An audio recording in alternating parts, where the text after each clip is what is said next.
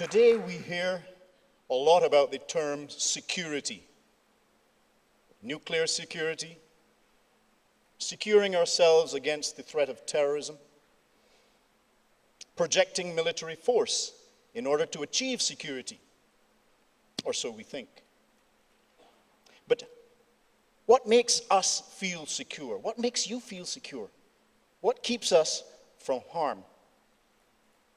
Today I'd like to talk about an idea called human security.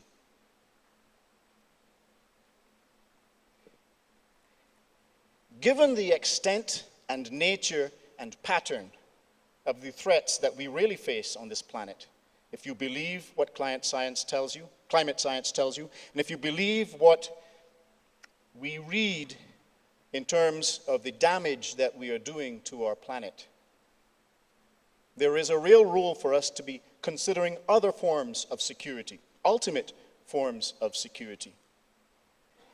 Now this idea, human security, is not mine.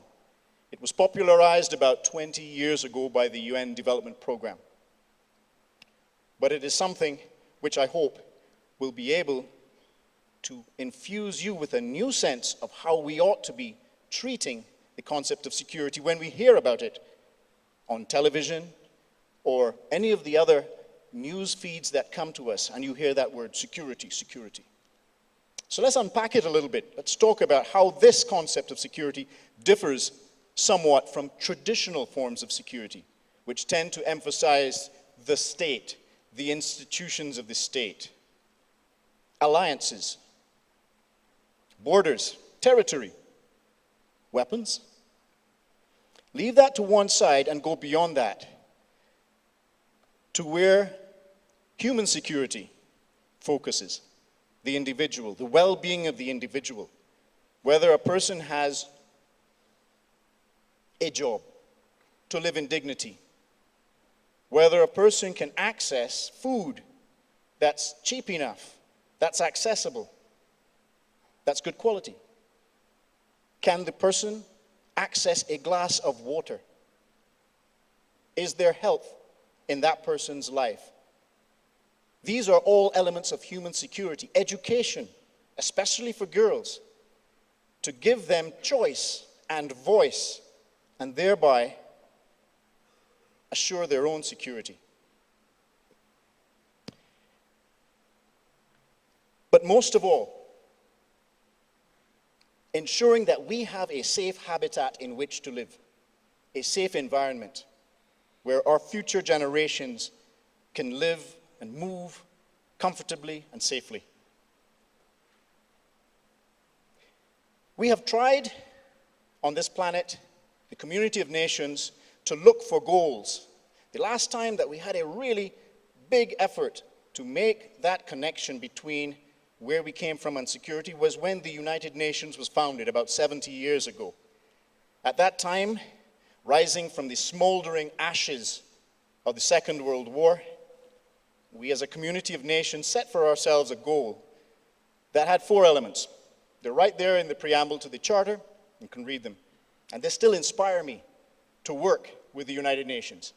Peace, human rights, justice, and development. All still relevant, especially when you see what you see when you watch the news today. But if we could go back and add another one, a 5th, I'd suggest that we add securing our home on this planet, making our environment safe. Because without that, pretty much all of those other 4 goals become somewhat diminished and perhaps less relevant. And if you believe that, then maybe we should start talking about the environment as an issue that relates to security, to hardcore security, not one of these soft, green, luxury items on the national agenda, a hardcore security issue. That's what I believe. And I came to this realization over a period of years. I had a tipping point of my own, more like a tipping phase. For when I joined the UN back in 1987, I had a view of security that was more traditionally cast. It looked at what I described earlier. And conscious of the need for us to do something to protect ourselves from what had happened before, I joined up.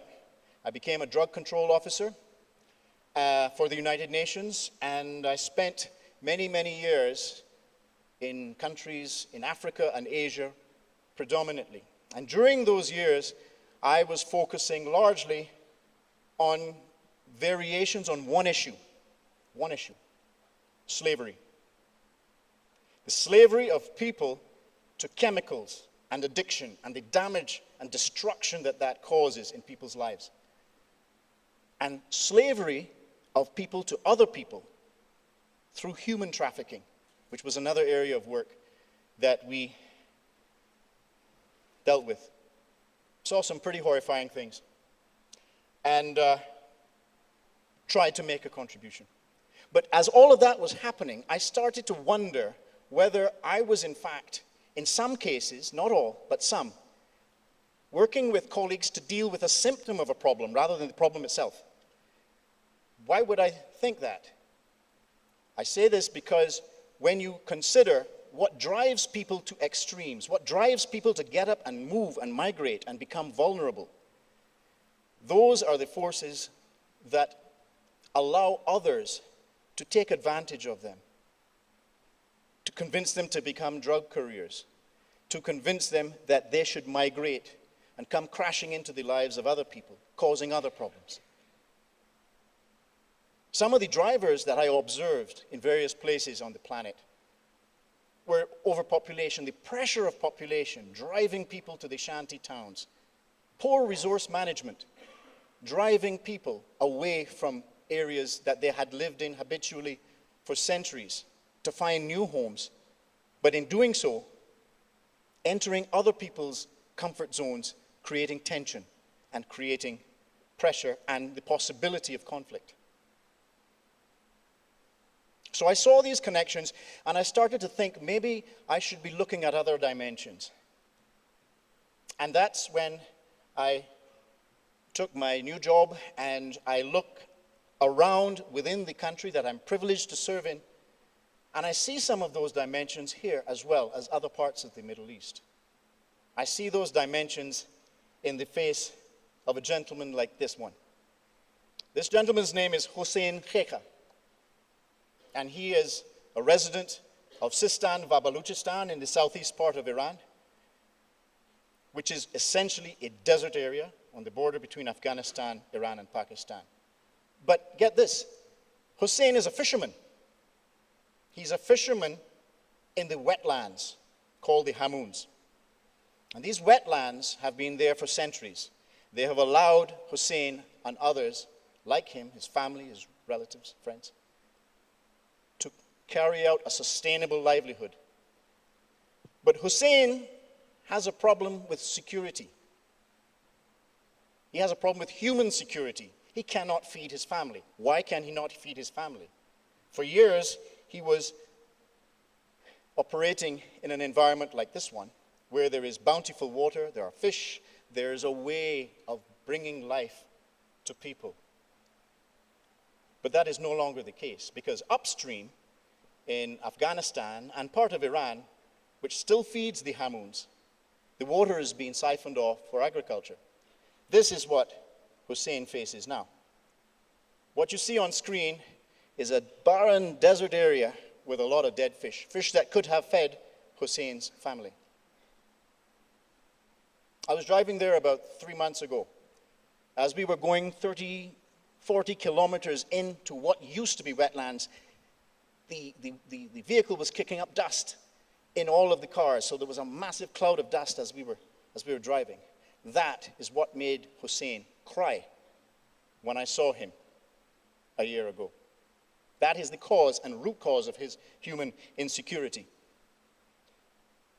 Let me take you up into the sky where the satellites roam and give you an impression of the extent of his vulnerability. Image on the left is a shot of the Hamoons, the blue area you see. The red is the border, and you see the countries named. Iran on the left, Afghanistan on the right. This is what it looks like today. Water is gone. So a guy like Hussein Kheka has to figure out what is he going to do. He cannot support his family. He gets a subvention from the government, but it's not enough. He has to now consider moving his family. And when he does so, he becomes vulnerable. They become vulnerable. And this is happening in many parts of the country and the region, and indeed the world. Let me take you now to another part of the country. That's where we were just talking about, the Hamoons. Let me take you to the northwest part of Iran, where Lake Urumie sits. Lake Urumie, once the largest saltwater lake in the Middle East, sits in a bowl fed by rivers, salt water in the middle. What happens to this type of beautiful scenery when the water stops entering the lake because of farming? Twice as much farming now as it was 20 years ago. But the type of plants that are being used for farming require 6 times as much water. Eventually, the water runs out. I took that photograph about a year ago. Waves used to crash against the jetty that you see on screen. When I was there, the wind whipped up, and I tasted salt, as do all of the citizens around that lake. What is their future going to be like? Are they going to consider migrating? Human insecurity. As I said, this you can find in the Middle East, where climate science predicts that we are going to see a hotter, drier future. Hotter, drier future. How will we adapt? I could talk about many other types of threats we face on this planet. Desertification, deforestation, loss of plants and animals, loss of the ocean, sea level rise. I come from a small island in the Caribbean called Barbados, and my family pretty much all live there. We have a heritage, a culture, and we have a thought for future generations. What will their future be like when a rise in sea level creates storm surge that batters the coast where all of our economic infrastructure lies, and seepage into the sweetwater aquifers contaminates the only source of water we have? The island is 20 kilometers by 30 kilometers. It's a tiny place. Where will we go? So, the question is, for all of us here, what about our comfort zone? Are we at risk of this level of human insecurity? So I'd like to suggest that there are 2 takeaways from what I'm sharing with you in all humility today. The first is we need to get moving and fix this problem. And the second is that in order to fix it, perhaps the best thing that we can do is change our mindset. Now, looking at this, I'd like to take you up into the sky again to focus on the extent of the nature of the problem. We have Lake Urumie in black, and that's what it looks like today. 90% of the water has gone. So we are in a fix. However, there are solutions. There are solutions right here for Lake Urumie. What's happening? On the ground, in this country, a number of partners are joining to fix the problem. And to fix it, what we do is we try to work with the farmers. The government is working. The provincial governments surrounding the basin are working. UN's there, as well as a far-sighted donor from afar, which is seeing that environmental problems do not stop at borders. And they want to help too. What are we doing? We're working with the farmers to make the water use more efficient, thereby releasing some water to flow back into the lake, thereby, over time, hopefully, filling it back up. So the question then becomes for us, what do we do? What do each of us do? There are going to be architects and engineers in this hall. How can you contribute to making a future greener? There are going to be politicians looking at this from afar. Will you be able to negotiate among all those competing interests to make a right choice and a correct decision about the allocation of resources to make the future greener? Same thing goes for those world leaders that will be meeting later this year in New York and Paris to chart a course for future sustainable development goals and a secure environment. Businessmen, women, are your operations green? Can you be contributing to a low-carbon economy? Can you find a way to make less of a footprint on this environment? You and me. Reduce, recycle, reuse, plant trees, talk to our kids over the kitchen table about what's going on our planet. These are the things that I believe are necessary from each and every one of us. When I was younger, I had a different way of looking at security. But now, passage of time, seeing some of the things that I've seen, and the real drivers of the symptoms we are trying to tackle, we need to get this together, folks. The extent and nature and pattern of the threat is too extreme. We may think that we are masters of this planet, but I think, in reality, we have become the terror of the ecosystem. And in order to change that, let's mount a great heroic quest to change things and to focus on a real security issue, which, if we don't get right, may threaten our civilization into the 21st century. And in that great heroic quest, all are welcome. All hands count.